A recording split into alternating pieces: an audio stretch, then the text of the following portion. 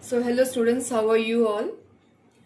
In the first video, we have learned about the density of population, overpopulation, underpopulation and their impacts.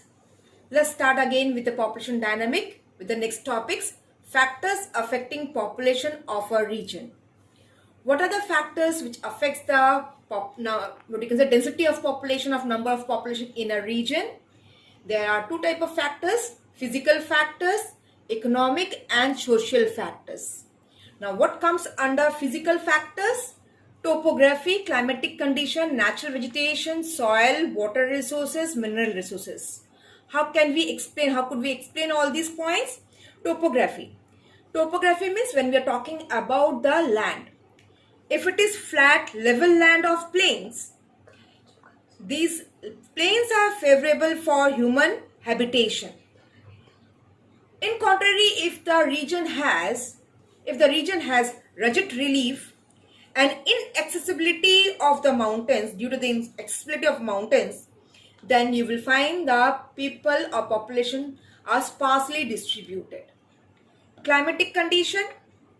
We all know people always prefer living in the regions of moderate climate where you don't have extremes of temperature or rainfall.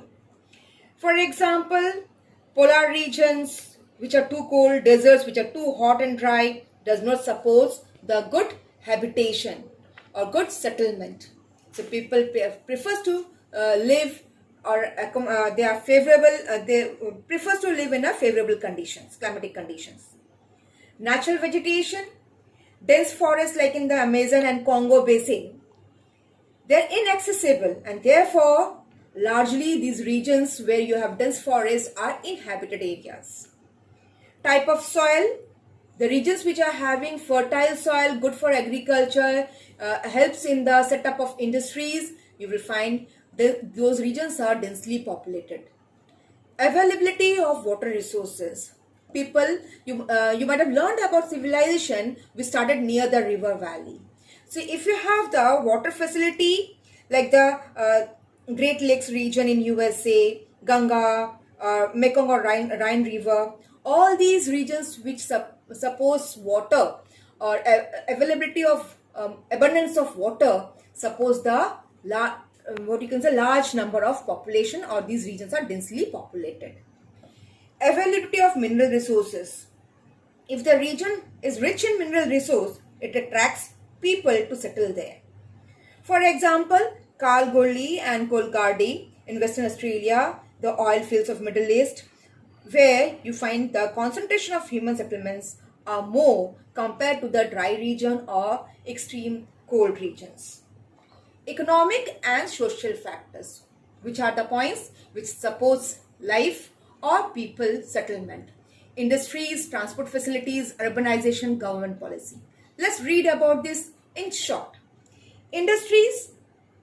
Development of industries in a region provides employment opportunities and attracts a large number of people to settle there. So it leads to or it converts into consequences densely populated region where you have the industries. Transport facilities, if the region has a good network of transport, then you will find people finds it easy or favorable to move from one place to another region, and so these regions are with good network of transport, they are densely populated. Urbanization, people from villages migrate to cities in search of job, better education facilities, medical facilities, and to raise their living standard. So these urban areas have high density of population.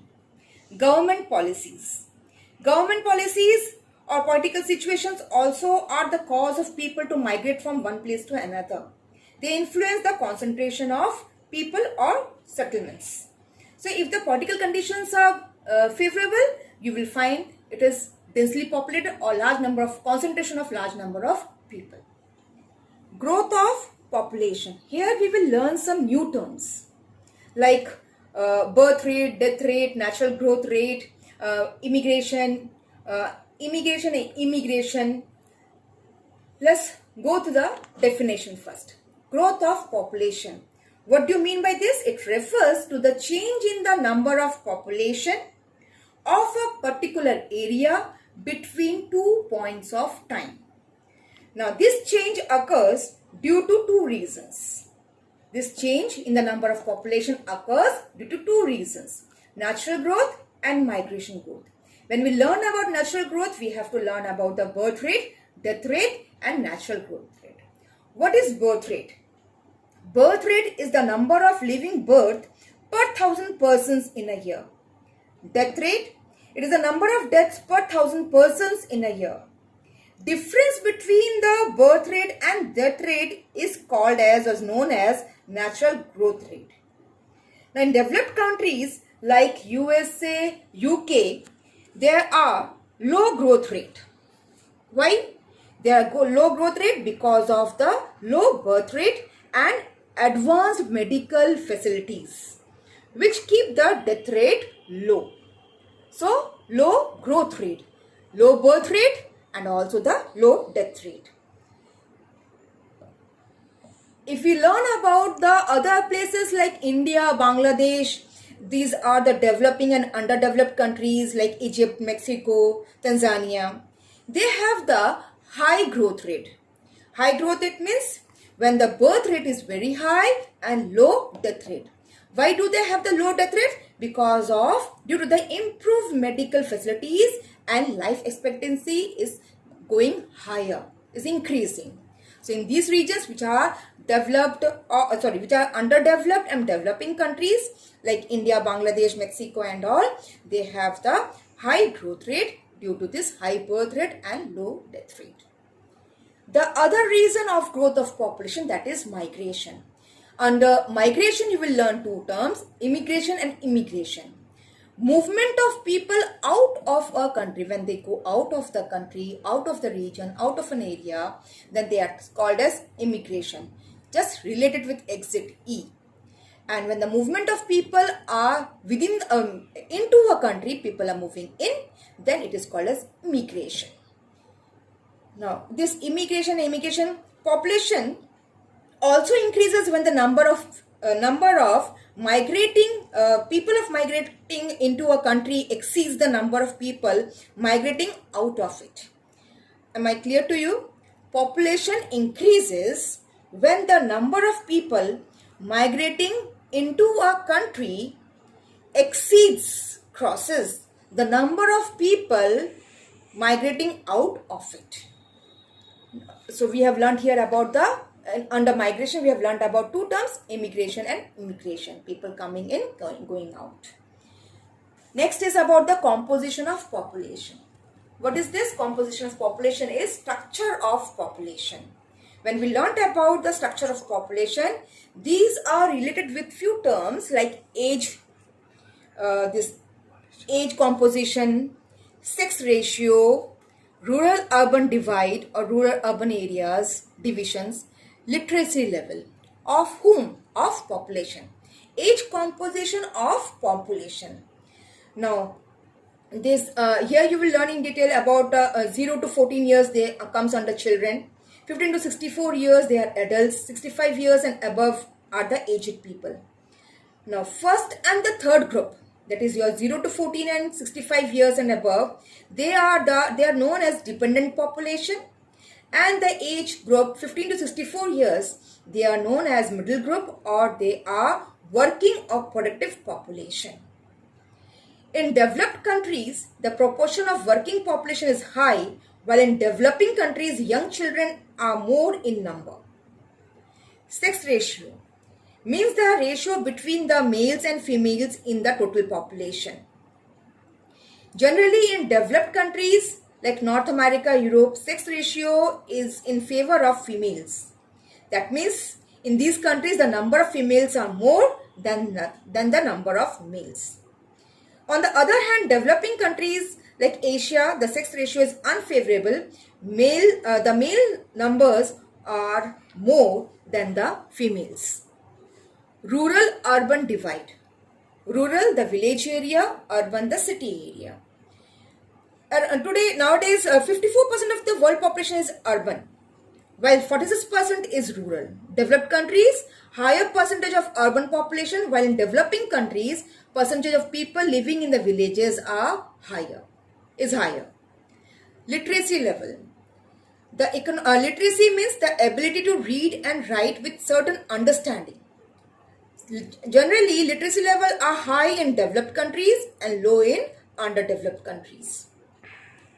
Population pyramid. Now, for this, to understand this, you have to go through the diagrams, pyramids, not diagrams, pyramids, which has been given to you about the Kenya pyramid, then the Japan and India. This pyramids, by looking at the pyramid, you can find out like what does it says. They will give you you will be able to interpret it very easily once you learn about the pyramid. So population pyramid is what? Age sex pyramid, which tells you about the males and females ratio or distribution. The population pyramid also indicates the condition of the population of that country, the birth rates and the death rates of the population. If the pyramid has broad base, that shows high birth rate, whereas if if you have the broad base is less or small, then the low birth rate. If the pyramid is narrow and tapering at the top, it reflects the high death rate. Now, for example, let's take the example of India pyramid, which has been given to you at the next page. India pyramid, you could see it is tapering towards it has the broad base is broad or broad base and narrow at the top or tapering at the top. That reflects high birth rate and high death rate. It is going on narrowing towards the top. Just compare it with the pyramid of Japan. This pyramid of Japan, which has been shown to you, male and female distribution, you could see it is not like broad base and then the tapering. It is irregular. In the center, you could see majority is in the middle area or at the center. That shows that the middle age group or which are economically active, that ratio is more. In Japan, the pyramid shows the low birth rate, low death rate, and a broad center. That is, the majority of people are economically strong, and male and female population is equally distributed. So, with this we complete the chapter where we have learned about the factors which affects the distribution of population, growth of the population, the reasons in detail, and then the this composition of population, which makes the structure of the population, and finally the population pyramid. You could be asked question based on the pyramid. The pyramid will be shown drawn for you, or it will be given to you, and on the base of pyramid you have to answer just 2 marks question, 2 questions like what does it reflects, what about the birth rate or the death rate. For example, India and Japan has been given to you, so out of these 3, and the Kenya also. So out of these 3 only one will be asked. So with this we complete the chapter, learn the few terms which are very new to you, and go through the chapter and keep the book open when you listen this video and this explanation. Hopefully it will be clear and understandable for you. Thank you, students.